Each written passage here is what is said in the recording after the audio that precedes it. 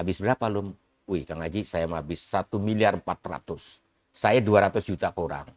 Ya itu kan bukan kekuatan uang. Jadi jabatan politis, baik kepala desa, mau bupati, pencalegan, itu mau uang itu sangat dibutuhkan. Tetapi menurut konsep saya tidak segalanya. Tidak Banyak yang semuanya. terjadi. Tidak segalanya uang itu. Banyak yang terjadi. Banyak rekan saya yang ngebel, waduh Kang Haji buat pengalaman, kata saya. 3,5 miliar habis, enggak dapat kan. Enggak jadi. Ya makanya setiap pencalegan kan dipersiapkan rumah sakit jiwa kan.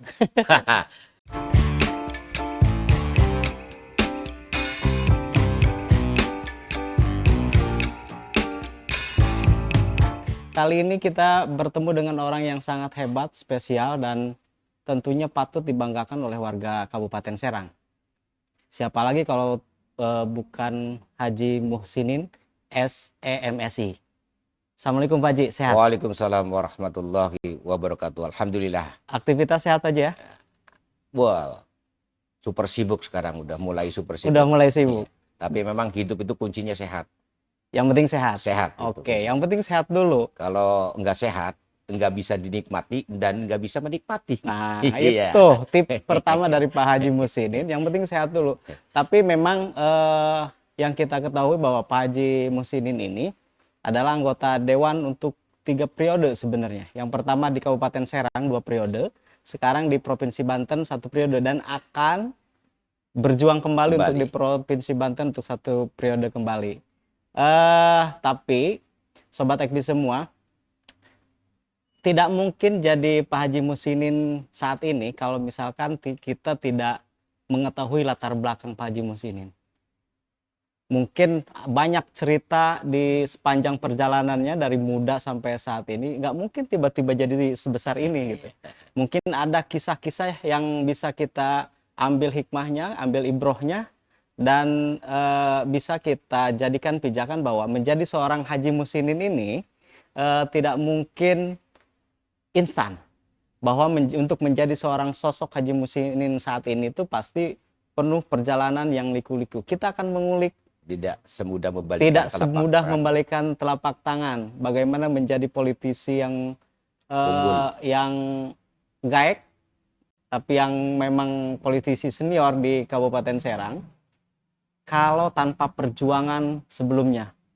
Bukan begitu Pak Haji? Betul itu.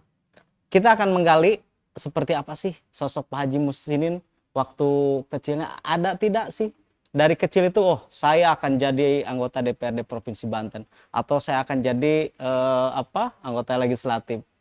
Ada tidak Pak Haji? Waktu kecil itu ada tidak sih Pak Haji? Pada waktu itu belum terpikir ke situ. Tidak terpikir. Iya. Hanya saya memang pada setelah itu kan, setelah berkeluarga tuh, wih saya gimana caranya jadi anggota dewan itu. Oke. Gitu aja. Tapi masa kecil bisa diceritakan nggak Pak Haji? Apakah memang Pak Haji ini keturunan dari anggota legislatif juga, atau ada darah politisi mengalir deras di tubuhnya gitu, atau Bapak dulu jauh Pak Bapak seorang jualan ikan, ibu seorang jualan beras. Malah waktu saya sekolah, saya ikut jualan beras, sambil ikut jualan beras, sambil ikut jualan SD, sambil ikut jualan ikan sama Bapak. Oke. Gitu. Jadi kalau dulu saya sebelum berkeluarga, sebelum beristri, itu saya hobinya memang berorganisasi kemasyarakatan, aktif. Dulu jadi ketua Karang Taruna, awal-awal aktivis itu jadi ketua Karang Taruna, masih bujangan. Di desa? Di desa. Itu. Akhirnya sebelum itu kerja di KS itu. Nah, berapa tahun Pak Haji di KS? Di 12 tahun. Oh, 12 tahun. Jadi saya akhirnya melamar kerja di kontraktor di sana, di PLTU, di perusahaan kontraktor. Sampai ada yang ngata-ngatain, ih lulusan SMA aja, panggul-panggul karung katanya gitu. Ya udah saya teguh aja gitu, sabar aja. Sempat jadi kuli manggul-manggul karung. Iya, benar di lapangan, di pepanasan itu, sampai jadi helper gitu. Ya itulah kehidupan namanya juga. Nah, itu tahun berapa Pak Haji? Tahun 82-an itu. 83, 84 lah itu. 83, 84 saya baru lahir. Iya, Pak Haji. iya itu. Terus kita ngelamar di KS juga nggak langsung diangkat kan. Oh. Jadi karyawan Jadi TKB, karyawannya. karyawan non tetap gitu. Kalau sekarang mah buruh outsourcing kayaknya Nah, Pak Haji ya. outsourcing, pada waktu outsourcing. Heeh. Nah, yang itu bina usaha Haji Romli itu di sini. Mhm. Ikut di situ. Gajinya Gajinya berapa tuh awal-awal Ah, masuk KSP? 60.000 waktu itu. 60.000. Nah, setelah itu saya suruh nikah dengan istri saya ini, mantan pacar saya ini kan. Kan Oke. masih ada kaitan keluarga. Ceritanya saya Itu suruh waktu kerja di KS Pak Haji ya? udah kerja di KS baru berapa tahun lah, baru 2 tahun itu. Baru 2 tahun. 84 saya kerja, 86 suruh nikah, kalau enggak 86, 85 enggak lupa itu. Sebenarnya saya belum waktunya nikah umur 25. Umur Jadi, berapa Pak Haji? 25 kalau nggak 25, salah. oke. Ah, karena waktu itu bapaknya istri ini meninggal. Terdapat 100 tahun, 100 hari, 100 hari. ibunya meninggal juga. Melahirkan meninggal. Jadi punya adik 6 semuanya. Itu. Yang memang harus dibiayai Ya. Pak Haji juga. Iya. Coba dibayangkan pada waktu itu kalau nggak kekuasaan Allah dari mana kita menafkahin 6 orang. Iya. Cuma kamar 2 rumahnya di peninggalan itu. Ya, segala sesuatunya kita serahkan kepada Allah. Sambil saya usaha lain, ngeditin jam tangan, baju, Oh, jadi tukang celana. kredit aja Pak Haji Iya ya? gitu, di kerjaannya tuh nggak malu-maluin gitu. Di samping sebagai Iya. pegawai di KS. Karena iya, karyawan di KS. ya baru setelah beberapa tahun diangkat kontrak nggak tetap itu. Oh, kontrak dulu Pak Haji ya? Nah, kontrak dulu. Barang dapat 2 tahun dapat pengurangan besar-besaran. 95. Kena PHK? Ya, besar-besaran waktu 95 itu. 95 Ya itu? keluar aja gitu dari situ sudah. Terus dipanggil, saya suruh, udahlah saya nggak mau, suruh dipindah ke pabrik yang lain. Saya udahlah mau aktif di masyarakatan aja. Nah, ceritanya pada waktu tahun 2004 itu saya masih ingat dipanggil yang Pak Edi Suwandia waktu itu, ketua DPD Golkar sekaligus ketua DPRD waktu itu kan. Suruh nyalon 2004. Saya belum siap. Ya kan, baru berorganisasi saya kan. Baru aktif di Baru masyarakat. aktif, istilahnya. terus memang jadi pengurus Tapi jadi PK. pengurus Iya, baru Golkar diangkat juga di PK, bukan ketua lah. pengurus biasa lah. Iya, pengurus biasa. Baru setelah 2009 dipegang Pak Hartono, adik ipar saya suruh nyalon, ya bismillah kan gitu. Itu 2009. Ya. Oke. Itu Padahal pertama kali Pak Haji. pertama maju. kali. Liku-likunya, waduh banyak persoalan-persoalan di internal kita. Ya, saya karena baru nyalon kan, banyak gangguan dan lain sebagainya. Ya, tapi saya serahkan kepada yang di atas saja. Saya kekuatan, saya lakukan, silaturahim saya bangun. Pulang jam 1, jam 2, dibawa sendiri mobil, nggak punya bayarnya untuk bayar sopir. Sendiri pulang malam, tengah malam sendiri. Bawa mobil odong-odong waktu itu. Mobil apa awal-awal? Baleno sedan itu. Sedan. Sayang mobilnya saya jual. Harusnya jangan dijual buat kenangan itu. Iya, Kisah harusnya pertama. jangan saya jual. Sayangnya saya jual. Harusnya mah buat ini ya, di museumkan itu. Museumkan. Di cat kuning gitu buat kenangan. Saya lupa itu harusnya jangan dijual itu. Alhamdulillah itu Allah bersama saya waktu itu ya. Saya juga nangis terharu, sujud syukur. Apa kuncinya Pak Haji? Bisa istilahnya kan Iya kan? 2009 itu Pak Haji itu kan istilahnya baru aktif di masyarakat. Iya. Kemudian suruh nyalon pertama kali. Ya memang kuncinya kan dikenal dan mengenal. Nyalon apapun. Oke. Jabatan politik itu. Intinya dikenal dan mengenal kuncinya di situ. Maka kuncinya Mungkin- silaturahmi. Nah, silaturahim. Oke. Makanya saya dibangunnya dikenalnya dari ketua LPM kan saya dulu. Oh, LPM provinsi kan, megang ketua LPM betul. provinsi aja 3 periode saya kan. Nah, disitulah mungkin saya terpilih suara terbanyak itu dari situlah. Dan saat itu nyalon pertama kemudian Ya, suara nggak punya modal. banyak Modal, iya. di Partai Golkar. Iya. Dari mana modal saya? nggak punya usaha apa-apa, aktif di masyarakat. Hanya aktif di masyarakat, Untuk nafkain anak-anak saja kan 6 orang, adik. belum ya adik, Hmm. belum anak sendiri. Kalau nggak kekuasaan Allah dari mana? Kan gitu. Alhamdulillah semuanya itu beres sekolah semua. Nggak ada yang putus sekolah, alhamdulillah. Oke. Itu keajaiban Allah. Semuanya itu kita serahkan kepada Bahwa rezeki Sang itu sudah Pencipta. ada yang menentukan. Pak Haji. Ya, itu. Kalau kitanya innamal a'malu binniyatnya, ya ikhlas untuk menafkahi.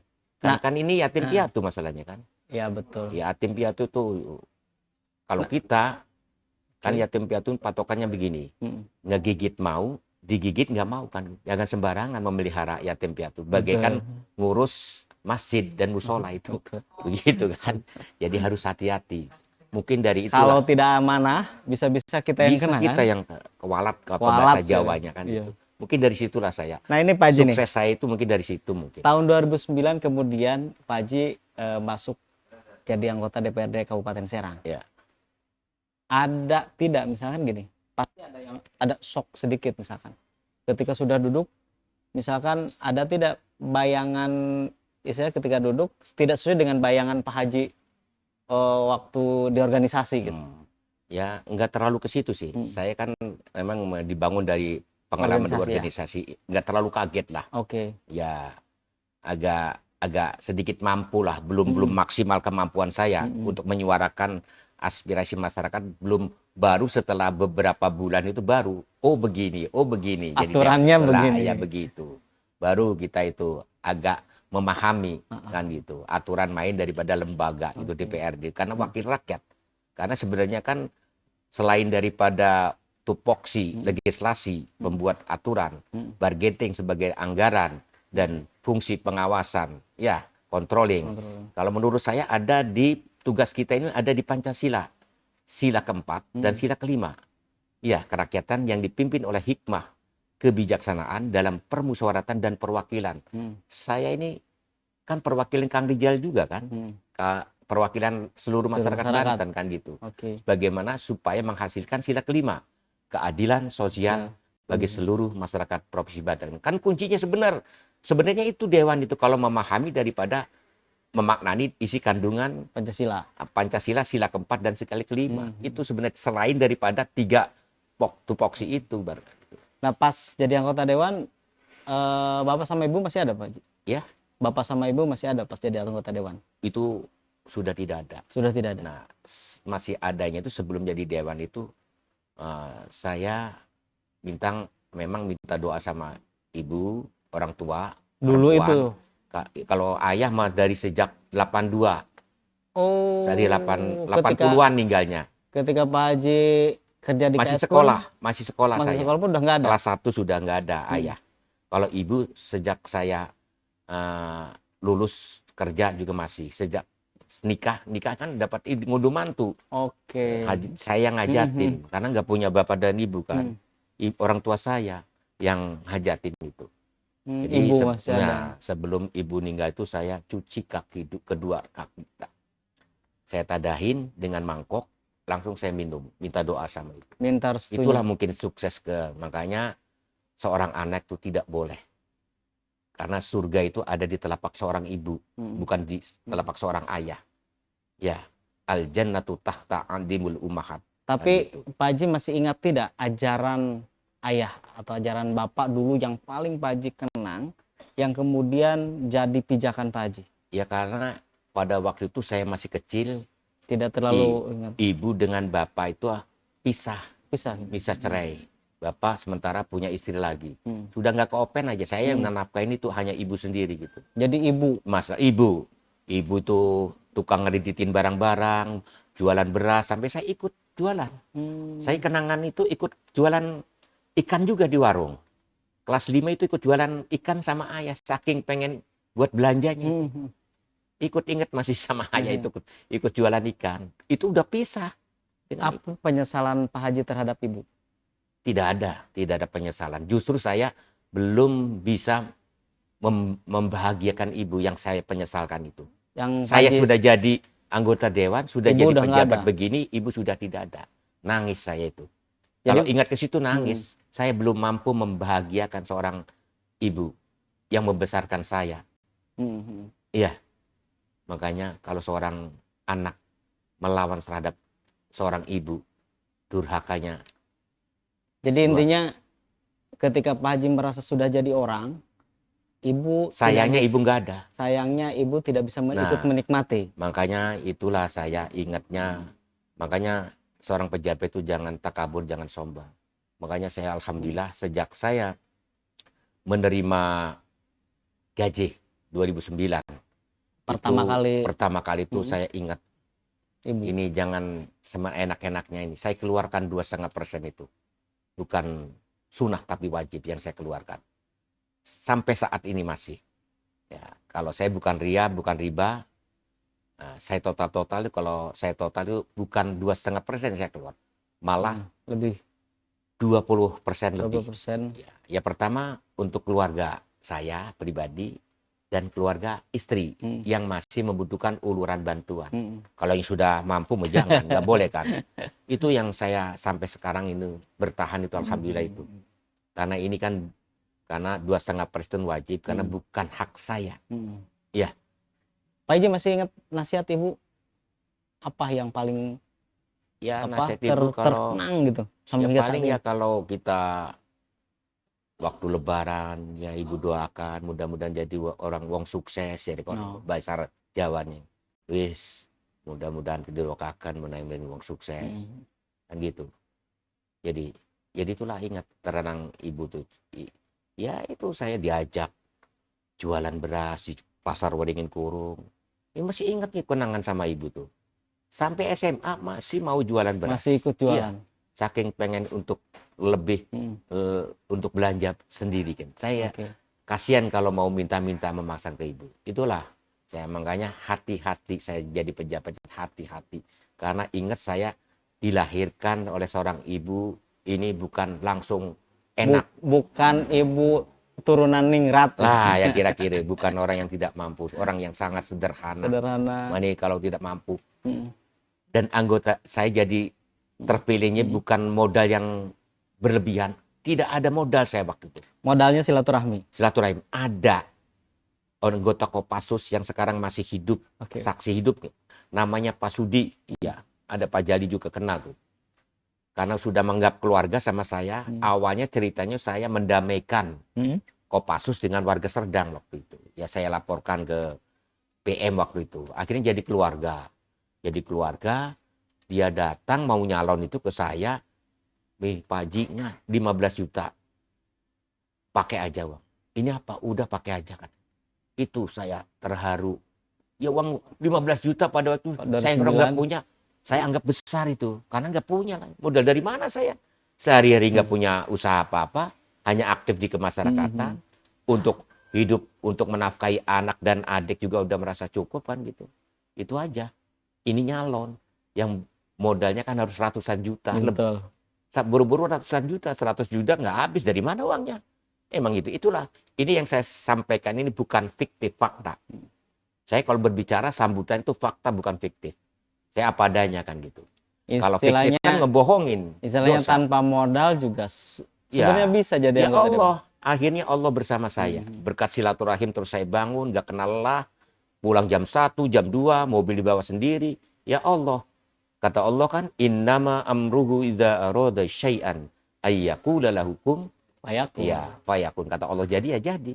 Makanya itulah sujud syukur saya hati-hatinya saya jadi anggota dewan, ya konsepnya konsep disiplin. Karena orang yang mau baik, pejabat yang mau baik dari disiplin. Nih soal disiplin. Ya. Sobat Ekbis, saya liputan di Kabupaten Serang juga sudah cukup lama dan mengenal betul siapa Pak Haji Muhsinin. Orang kalau misalkan ada rapat paripurna, orang paling pertama datang ke ruangan. Ketika yang lain telat dan lain-lain, nah itu kuncinya di situ Pak Haji ya, disiplin. Ya, dibangun dari innamal a'malu binniyat, diri sendiri, dibangun dari diri sendiri. Karena apalagi seorang pimpinan, seorang ibu juga, seorang ayah juga, kalau untuk merubah karakter sifat manusia itu tidak bisa kan. Kata Allah, Innallaha la yughayyiru ma biqaumin hatta yughayyiru ma bi anfusihim. Ya kan? Allah pun tidak pernah Bisa akan merubah. merubah kalau dirinya sendiri itu dibangun dari sendiri masing-masing. Ya kita kan mau nyalonkan. Kan saya minta-minta kepada Allah supaya dikabulkan doa saya, supaya jadi anggota dewan. Setelah jadi akhirnya mengkhianati diri sendiri, otomatis mengkhianati Allah kan. Tidak sesuai dengan apa dia waktu minta-minta, mau benar, mau amanah lah. Setelah dikabulkan doanya, akhirnya kita mengkhianati kan. Dosa menurut saya kan. Kalau yang dia yang punya akhlaknya. Gitu. Saya konsepnya disiplin. Tahun 2009 berapa suara yang Pak Haji? 8.000. 8.000. 8.000 itu tertinggi dari seluruh partai. Di Harusnya seluruh jadi, partai. ya harusnya jadi ketua seluruh partai. dapil. Iya. Enggak, pokoknya sekabupaten. Sekabupaten Serang, partai. Pak Haji tertinggi. Iya. Tapi Pak Haji tidak jadi ketua. Iya. Karena ya saya nurut aja lah. Karena saya waktu itu nggak paham ya. Ya walaupun banyak yang ngasih tahu, lu harusnya. Emang saya baik dari sudut pandang manapun memang saya harus jadi ketua. Tapi ya partai berpikir lain kan. Oke. Jadi keputusan partai Pak Haji kepada akhirnya Pak Fahmi nggak jadi masalah saya karena minta-minta bukan untuk jadi ketua, jadi anggota dewan kan gitu. Jadi ketika jadi di Badan Kehormatan Pak Haji juga sudah bersyukur mungkin ya, di situ nih. Sudah itu kan amanat dari partai lagi kita jalankan. Tapi kan Allah tidak tidur. 2 double itu ketua komisi, ketua BK, malah pada waktu mau di PAW kan ketua dewannya. Nah, kata saya udahlah tinggal 2 tahun setengah. Kalau terjadi itu 3 rangkap saya itu. Jadi ketua dewan. Iya, tapi memang Allah tidak tidur. Di periode kedua Sobat Ekbis, Pak Haji Muhsinin akhirnya duduk sebagai ketua dewan. Itu juga padanya suara tertinggi juga Pak Haji. Ya alhamdulillah. Berapa tuh? Jujur aja saya karena sudah punya modal. Saya jadi anggota dewan. Saya habisnya 200 juta kurang itu. Jujur aja. Saya nanya Nasrul Ulum yang kemarin nyalon bupati nggak dapat itu. Saya tanya kan suara kedua dari saya. Saya tanya pada waktu 2014. Kan nyalonnya saingan jangan Ulum. Kan masih ada kaitan saudara sini. Lum, habis berapa Lum? Wih Kang Haji saya habis 1.400.000.000. Saya 200 juta kurang. Ya itu kan bukan kekuatan uang. Jadi jabatan politis baik kepala desa mau bupati, pencalegan itu mau uang itu sangat dibutuhkan. Tetapi menurut konsep saya tidak segalanya. Banyak yang terjadi. Tidak segalanya uang itu. Banyak yang terjadi. Banyak rekan saya yang ngebel, waduh Kang Haji buat pengalaman kata saya. 3,5 miliar habis enggak dapat kan. Enggak jadi. Ya makanya setiap pencalegan kan dipersiapkan rumah sakit jiwa kan. Nah, karena supaya artinya ya biasanya kan begitu. Setiap pencalegan itu ada aja rumah sakit itu menyiapkan rumah sakit jiwa itu. Karena ada yang tidak siap kalah menangnya gitu. Kalau saya enjoy saja lah sudah. Yang penting sudah disiapkan sudah segalanya kan gitu. Ngopi dulu aja Pak. Ya, boleh. Biar enjoy gitu. Biar enjoy katanya. Sobat Ekbis, ngopi dulu aja. Itu Pak Jali tuh belum tugas di sini waktu itu. Nih Pak Haji. Ini kan mau pertarungan lagi nih. Oh, sebelum pertarungan nih. Periode ketiga kemudian Pak Haji kan ke provinsi. Ini juga pertarungannya cukup berat.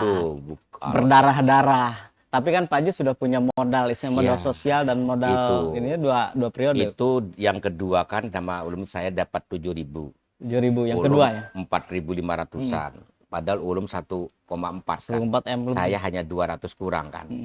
Nah, di periode hijrah ke provinsi, saya jujur 3 periode nggak serangan fajar. Hanya silaturahim, orang datang ke sini, yang diundang, yang nggak diundang, saya kasih untuk transportasi aja minimal di 50, 100. Kalau mengganti transport lah. Nah, pengganti transport gitu aja, pengganti transport gitu aja. Hanya begitu aja bermodal. Kalau serangan fajar, mohon maaf, 3 kali nyalon itu tidak saya lakukan. Sampai-sampai waktu di provinsi, H-7 mau pencoblosan, Pak Ketua DPD, Pak Fahmi nelpon saya. Bagaimana Kang Haji persiapannya untuk malam hari saya kayaknya berat. Sampai-sampai saya mau menjual tanah, kata saya, dapat kumpul-kumpul, nggak laku-laku, saya keluarkan 1 hektar. nggak laku-laku tuh. Kalau Pak Ketua mau main, ya nggak jadi masalah. Saya udah pasrah, kata, kalau Allah masih mengizinkan saya duduk lagi di provinsi ini, ya awal ini kasih alhamdulillah, kalau enggak udahlah, saya mau melanjutkan ponpes saja, kata saya. Mau melanjutkan ponpes saja. Udah jadi ini ponpesnya gitu. Itu ceritanya memang enggak manis, pahit terus kan. Kalau Apa kita, yang paling berat, Pak Haji? yang paling berat memang ya lawan-lawan politik di internal. Di Dari internal awal partai, di internal. Di internal. Bukan di eksternal. Oke. Ya itu udah, kalau kita sudah pengalaman ya kita enjoy saja lah. Kita enjoy saja. Itu ujian untuk kesemangatan saya justru kan. Di internal itu untuk kesemangatan saya. Masa sih dulu bisa, sekarang nggak bisa kan, gitu aja. Gitu enjoy aja. Kalau Allah belum menakdirkan ya sudah, enjoy saja. Nggak usah stres kan gitu. Itu harus disiapkan mental segala sesuatunya gitu. Mental, spiritual, Wah, dan iya tuh, lain-lain. segala gitu. sesuatunya lah. Termasuk materi juga harus disiapkan sekarang makan gitu. Nah, kalau yang periode ketiga habis berapa? Kalau saya hitung-hitung kurang dari 800 itu. Kurang dari 8. Iya, itu bekas kesana Lumayan. kesini kesana sini. Makanya Berapa suara, Pak Haji? itu 17 kalau nggak salah. 17.000. 17.000. Kalau Pak Fahmi kan 50. Kalau nggak dibantu Pak Fahmi mungkin, wah, nggak terpilih saya kan. Keangkat oleh suara partai. Itu suara murni, suara pribadi. Suara murni 17.000. Pak Fahmi kan 50-an. 50-an. Ya digabungkan dengan suara partai lebih dari 100 gitu. Jadi keangkat lah jadi dua. Keangkat, dibagi dua kan, dapat 2 kursi gitu. Jadi keangkat oleh suara partai. Ya mungkin jalannya begitu, Allahnya menakdirkannya begitu. Yang penting alhamdulillah, apapun yang terjadi, walaupun suaranya kecil, yang penting kan kita dilantik lagi kan gitu. Itulah kebesaran Allah. Masih diizinkan sama Allah. Ya masih direspon oleh Allah. Sobat Ekbis, ada yang menarik sebenarnya.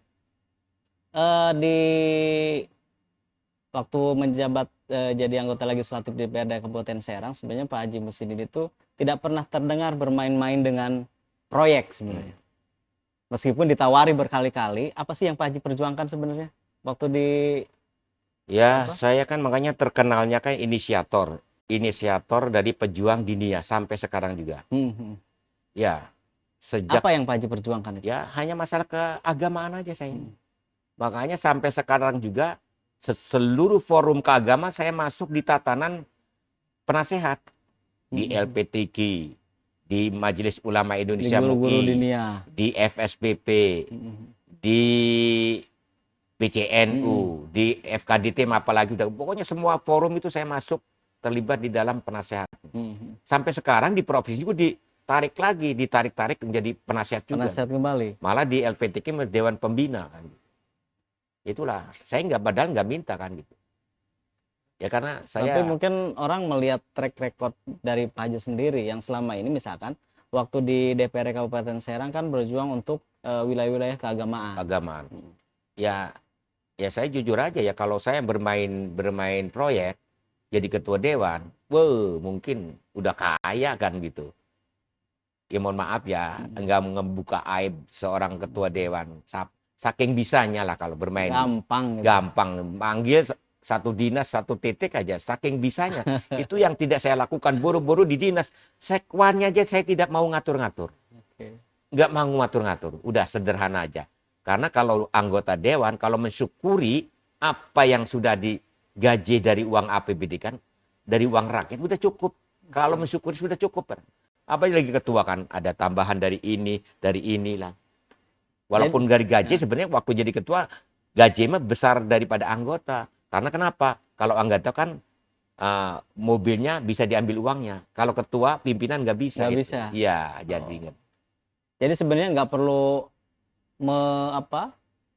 memesantrenkan SK pun sudah cukup.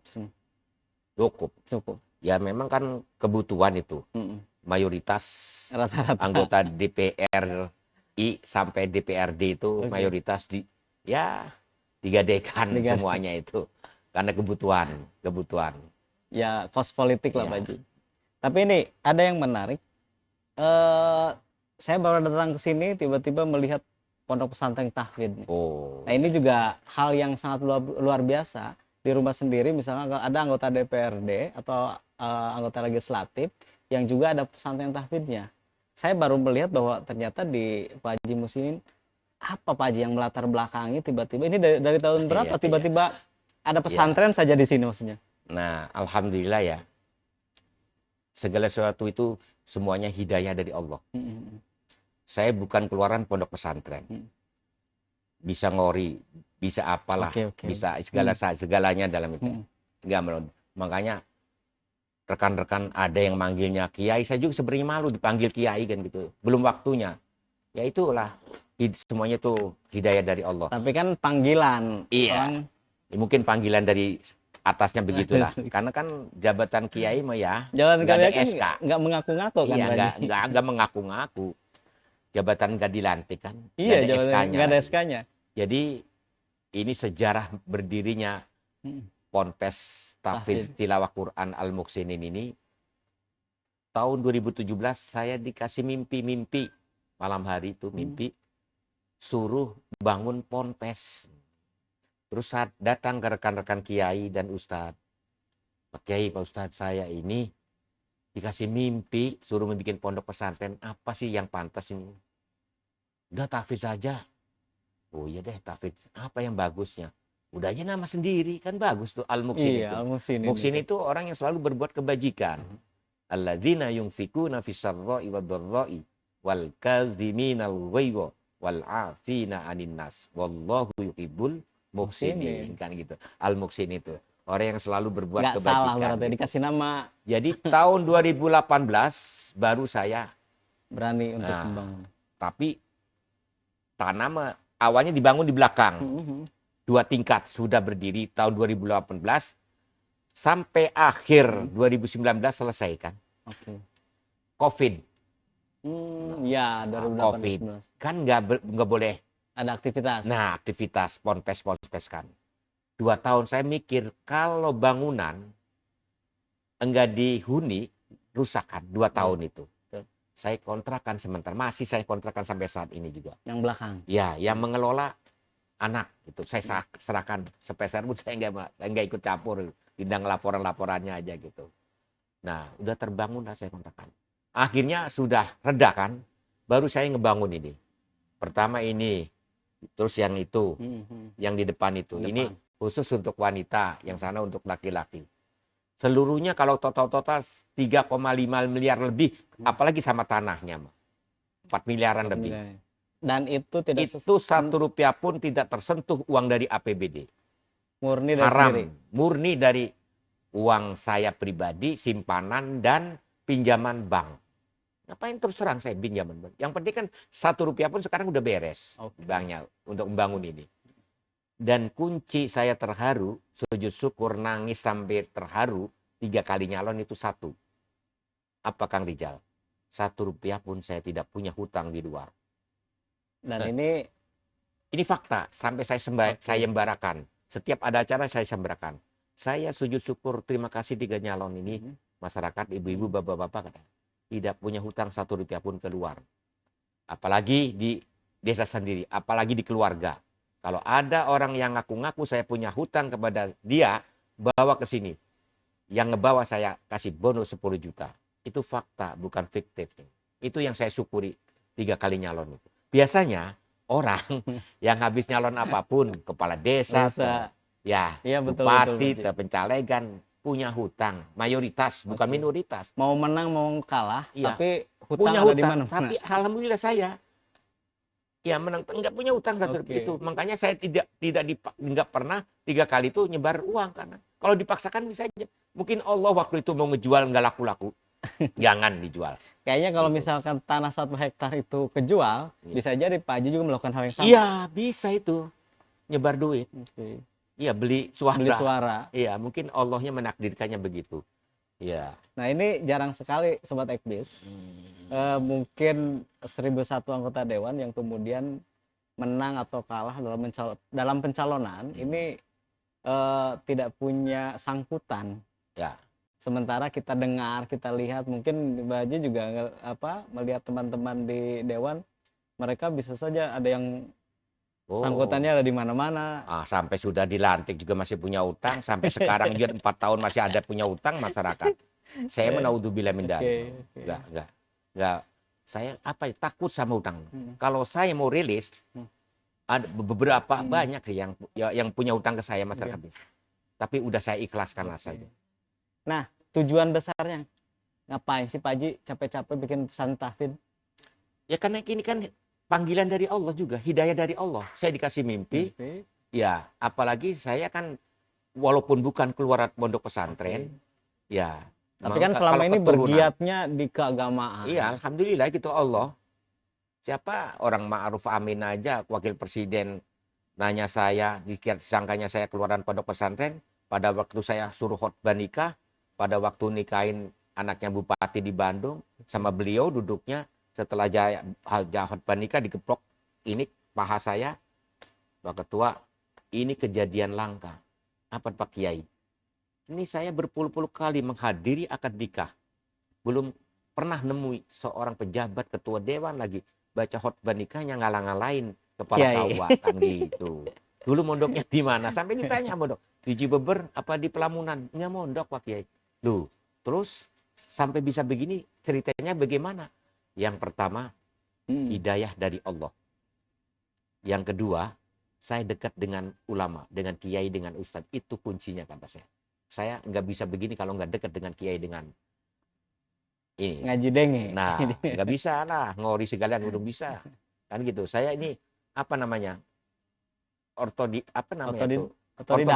Ya, itu. Jadi nggak ke guru lama tapi bisa sebenarnya. Apa yang nggak bisa saya kan gitu. Alhamdulillah. Ini keren sebenarnya. Nah, ini Sobat Equis, sebentar lagi kita akan pemilu 2024 nih. Ini pasti Pak Haji juga punya strategi. Mungkin bisa saja sebelum-sebelumnya misalkan di periode pertama, kedua, dan ketiga. Itu juga kan ada strategi yang berbeda. Apalagi mungkin sekarang itu kan kelihatan sekali misalkan ini berbarengan dengan Pilpres. Ya. Secara tidak langsung Pilpres juga mempengaruhi nih. Betul. Pencalonan setiap calon legislatif. Nah, Pak Haji punya apa yang akan Pak Haji lakukan untuk pemenangan 2024 ini? Ada perubahan yang mendasar, triknya berubah mendasar. Yang dulu tanpa membuat tim, sekarang alhamdulillah sudah membuat tim. Tim ketua pemenangan saya, ya tingkat kabupaten, dan tim Korcam tingkat kecamatan, dan Kordes tingkat desa, sampai ke tingkat TPS nanti kita bukan gitu. Itu karena sudahlah. Mungkin kalau Allah mengizinkan ini mungkin terakhir lah sekalian. Toh mau saya keluarkan uang, mau saya jual lah segala macamnya itu. Toh ini untuk kumpul-kumpul hasil dewan kata saya. Untuk sedekah untuk masyarakat. Sedekah gitu dan untuk silaturahmi. Lah silaturahmi. Kalau saya silaturahmi mau super sibuk lah. Apalagi kalau musim acara PHBI. Kalau hajatan udah rutin. Kalau hajat, apalagi orang desa sendiri, itu sudah harus wajib. Kadang-kadang pernah 4 tugas saya. Iya sebagai kori, karena korinya nggak datang. Saksi, iya khotbah nikah, dan sambutan. Pernah satu kali. Kadang-kadang ada orang yang nggak mampu, korinya nggak datang. Ya udahlah. Kalau ustadz saya kan, kalau dipanggil berapa 4 amplop itu. Ya udahlah. Udah kita ikhlas saja. Iya 3 kan, kori, khotbah nikah, saksi, sambutan atas nama mempelai. Iya, mempelai wanita, mempelai laki-laki kadang-kadang. Ya terusnya kalau musim PHBI, Muslim Isra Mi'raj, Maulud, diundang saya. Kadang-kadang yang suruh ngori, kadang-kadang dua-duanya suruh ceramah lah. Itu nggak dapat amplop, malah kebalikan ngamplopin. 1 bulan Kang Rijal, jangan nggak percaya. Pernah 36 titik. Kalau saya hitung-hitung itu, Avanza second kebeli itu. Saya kalau hitungannya sebagai kiai. Ya, kalau saya keluarkan itu ya. Yang pertama untuk panitia PHBI yang agak tebal sedikit. Terus saya bawa 5 amplop khusus untuk nambahin penceramah, untuk nambahin yang hadarat, untuk nambahin kori dan koriah dan doa. Itu udah biasa. Belum ada di kanan kiri kadang-kadang ada kiai atau ustadz yang dekat dengan saya, nambahin gitu. Lagi. Ya, ngasih selawat lah kalau bahasa Jawanya. Itu ikhlas saja. Alhamdulillah nggak habis-habis. Allah segala semuanya yang karena ini uang titipan. Itu aja. Dikasihkan lagi Insya Allah. kemudian Iya, insya Allah. datang Ini- lagi gitu. Lah iya, orang uang dari rezeki dari Allah. Masa gitu? Makanya pejabat itu mohon maaf, jangan sampai menyepelekan dari ulama para kiai. Ya, jangan mengharapkan sukses dunia dan akhirat kalau tidak dekat dengan ulama dengan kiai, apalagi yang menyepelekan daripada ulama para kiai. Negara ini kalau nggak ada kiai hancur. Pancasila juga dilahirkan oleh para ulama terdahulu. Ingat, ketuhanan yang Maha Esa dari Al-Ikhlas surat. Itu peri kemanusiaan yang adil dan dari mana? An-Nisa 103. Persatuan ini udah wa'tasimu bihablillahi jami'an. Semua dari Al-Quran. Itu bukan dari siapa-siapa, dari ulama penciptanya. Itu Pancasila mau dirubah-rubah. Gila kan orang. Ya, ingat, Quran dan hadis itu tidak bisa dirubah. KUHAP, undang-undang, bisa direvisi. Siapa yang mampu, yang berani merevisi Quran dan hadis. Makanya KUHAP itu kadang-kadang yang salah jadi benar, yang benar jadi salah. Benar nggak? Yang salah jadi benar, yang benar jadi salah. Itu namanya KUHAP. Kenapa? Dibuat oleh manusia. Oke, Sobat Equis Banten, kita juga ingin mendengar satu lagi mungkin dari Pak Haji nih. Nanti ini kan baru proses baru muncul DCT Pak Haji ya. Ya, daftar calon tetap. Ya. Dan Pak Haji nomor 1 untuk tidak sini. Nanti kalau sudah jadi apa lagi yang ingin Pak Haji perjuangkan? Saya tidak berubah. Konsep disiplin tidak akan pernah berubah. Karena sudah terbendam di hati pikiran saya itu. Tidak mungkin berubah saya. Mungkin meningkatkan kedisiplinan mungkin. Yang keduanya tetap memperjuangkan keagamaan. Apapun yang terjadi. Tidak proyek terkecuali aspirasi. Ya, aspirasi dari masyarakat baru saya perjuangkan. Kalau saya mencari proyek-proyek, saya mau kaya dulu aja di kabupaten jadi ketua. Nah, sekarang jadi anggota biasa, masa cari-cari proyek. Saya takut yang begitu. Saya takut yang begitulah. Tidak ngambil risiko, tidak mau ngambil risiko. Makanya kalau kita main-main proyek, jadi kalau kita ada membantu masyarakat dalam konteks kebenaran, tidak berani.